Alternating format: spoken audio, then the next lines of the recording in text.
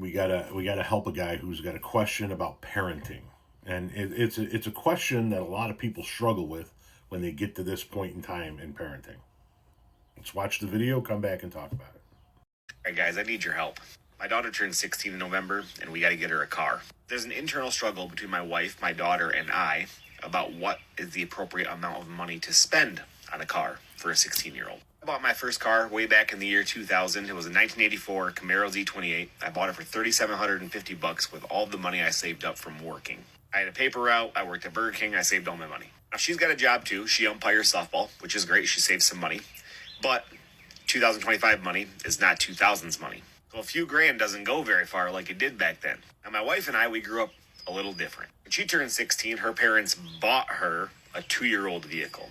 It was safe. It had low miles. My car, it was what it was. It was 4 wheels. It got me from point A to point B. I get that we're not going to find her a car for $3,750 that's safe and reliable and that I trust. But I'm also not going to buy her a brand new car.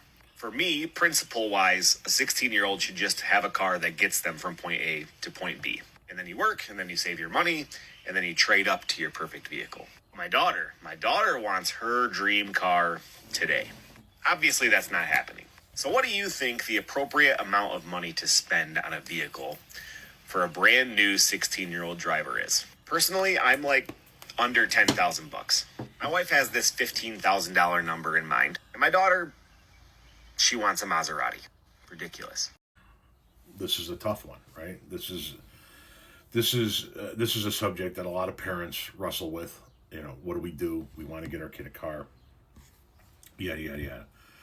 So first of all, I agree with you. You're not going to find a safe, reliable car that you're not going to have to pour a shit ton of money into in regards to repairs for $3,750. That's not going to happen. Not in today's day and age.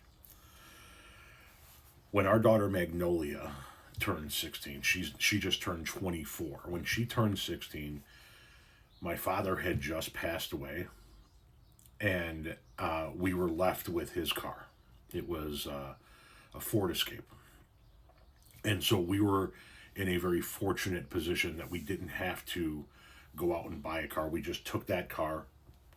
I cleaned it up. I put new tires on it, put a new radio in it, did some other little minor mechanical work to it, got it detailed, filled it up with gas, handed her the keys, right? So we were fortunate that my father left us with that to be able to give to our oldest daughter. 5 years ago, our daughter, who will be 21 this September, we got her a car. It was a used car, but we took a note on it.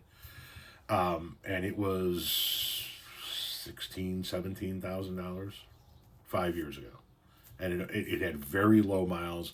It's a 2015 Jeep Renegade, and it has served her well. And it has really served her well because she can't have a car at school. She goes to school at UIC, and there's just nowhere to put a fucking car. So for the entirety of the school year, it just sits in my driveway. We're a payment and a half away from being done with that motherfucker. So right on. Any hoodles. And then we've got my son, who is currently 13. So we got a couple of years left on him before he gets a permit, and then and ultimately his license. Now, you're asking, what should you do? I would tend to lean towards your wife's number of 15. Your number of 10 is not bad. If possible, so this is what we're planning on doing. My car, which is a 2021 Jeep Cherokee that I bought brand new off the lot with 24 miles on it, will be paid off by the time my son starts driving. Our thought process is I'm going to get a new vehicle at that point in time, and we're going to hand my son the keys. Now, I love my car. I'll keep my car for years after it's paid off. So maybe it's my wife gets a new vehicle because hers will be paid off in the spring. She has a 2019 Jeep Grand Cherokee. A little bit more expensive, a little bit beefier than mine, a little bit nicer than mine. Got the leather seats and the sunroof and all of that shit. Maybe she goes and gets another vehicle and we hand those keys to him.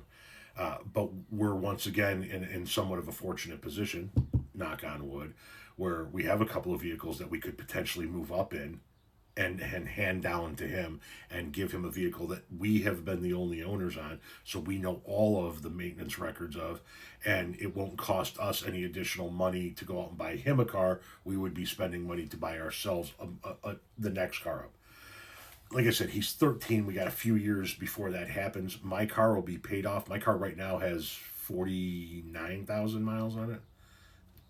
Bought it brand new in 21. My wife bought hers brand new last day of April 2019, and hers has 58,000 miles on it. So we're in a real good position. But I would tend to lean towards your wife's number. I think that you're going to find a really reliable car that's nice, that's affordable, that you're not going to have to put a ton of money into as far as repairs go. But it isn't a brand new car in that $10,000 to $15,000 range, hopefully. I think that would be a good range. Prices have gone up, maybe 16, 17, 18,000, but that would be the range right there if you could swing it.